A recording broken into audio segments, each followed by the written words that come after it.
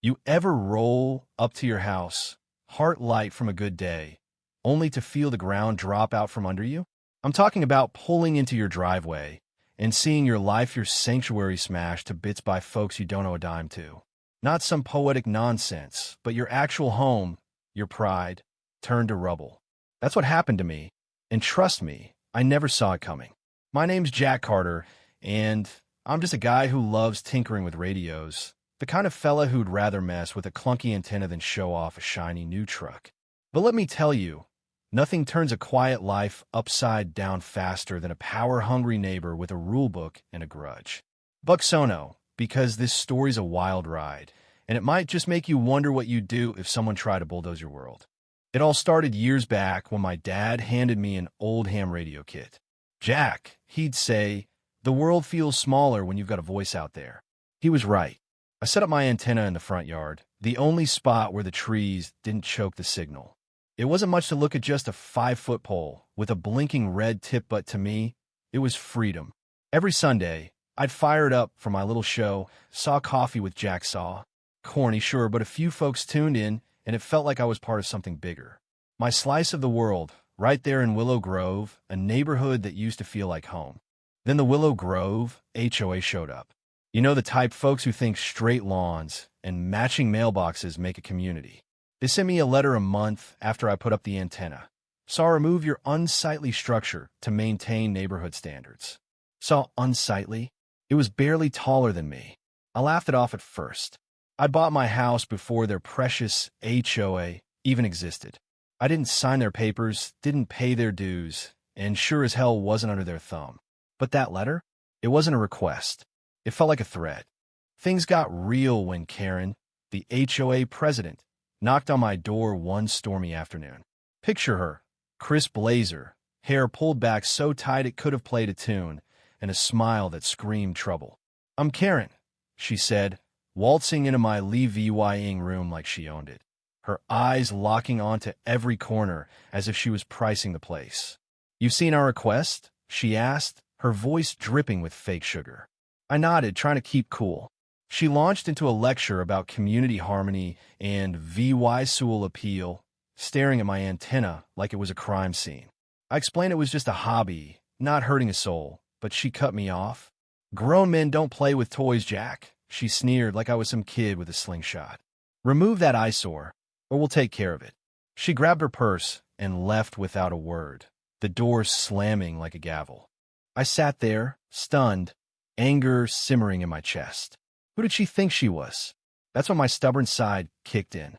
If Karen wanted a fight, she'd get one. That night, with thunder rumbling, I grabbed my tools and got to work. If she thought my antenna was an eyesore, I'd make it unmissable. I rebuilt it a foot taller, slapped on a fresh coat of red paint, and added a brighter beacon. Neighbors noticed. Joggers slowed down, some stared, some waved. I just grinned and kept going. Every time another HOA letter hit my mailbox, each one nastier than the last, I added to the antenna. 5 feet became 6, then 7. By summer, it was 10 feet tall, glowing like a lighthouse every Sunday. The letters turned to threats, fines, lawsuits, vague jabs about property values. I stopped opening them. It was me and my antenna against Karen's gray, rule-obsessed world. For a while, the letters stopped. I thought I'd won. But if you've ever dealt with someone like Karen, you know silence just means they're plotting. The storm hit on a Tuesday. I've been out all morning grabbing parts for a new radio project, the kind of crisp day that makes you feel alive. I pulled into my driveway, and my heart stopped. Deep, muddy tire tracks tore through my lawn, leading to where my antenna used to stand. Now, just twisted metal and shattered plastic, red paint flecks scattered like blood. My fence was smashed, slats dangling like broken bones. I stood there, frozen, my pulse hammering. My neighbor, old Mr. Thompson, shuffled over, coffee mug shaking in his hand. "Jack, I tried to call you," he said, voice low. "That Karen woman, she brought a bulldozer. Told the driver to flatten it. Said you'd been warned." A bulldozer. She didn't just take down my antenna. She attacked my home, my life like it was nothing. Rage burned through me, but underneath, there was fear. If she could do this, what was next? My house. My freedom? I spent hours picking through the wreckage, each piece fueling my fury. That's when I called Sarah, my lawyer. She's the kind who makes bullies sweat, with a grin that says she's already 3 steps ahead. I told her everything in letters, Karen's threats, my deed pro VYing I wasn't part of the HOA. Sarah's eyes lit up. They picked the wrong fight, Jack, she said. Let's show them what the law really says. We moved fast. Sarah helped me gather EVY Denke, photos of the wreckage, every HOA letter, even FCC rules pro VYing my antenna was legal.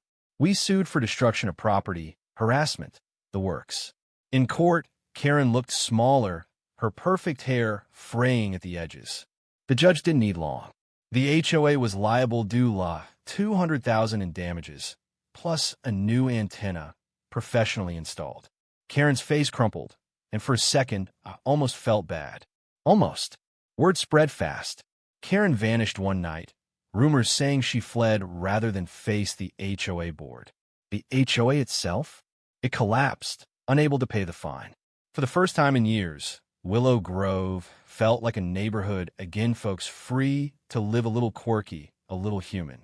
I rebuilt my antenna, taller than ever, its red beacon glowing every Sunday. Sometimes I sit on my porch, listening to the hum of radio waves, wondering where Karen landed. Maybe she's out there, enforcing rules on some other poor soul. Maybe she learned something. I doubt it.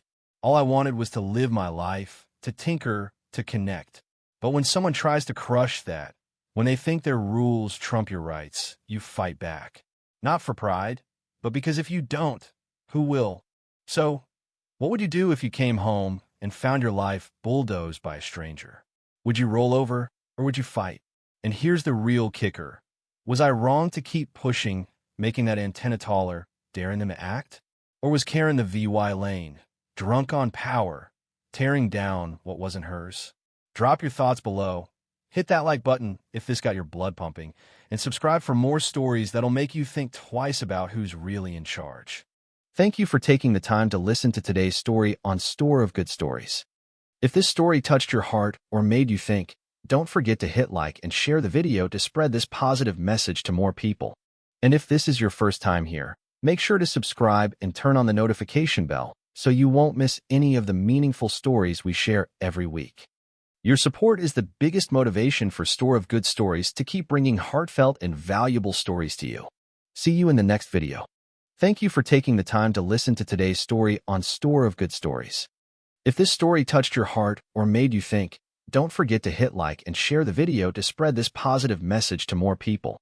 And if this is your first time here, make sure to subscribe and turn on the notification bell so you won't miss any of the meaningful stories we share every week.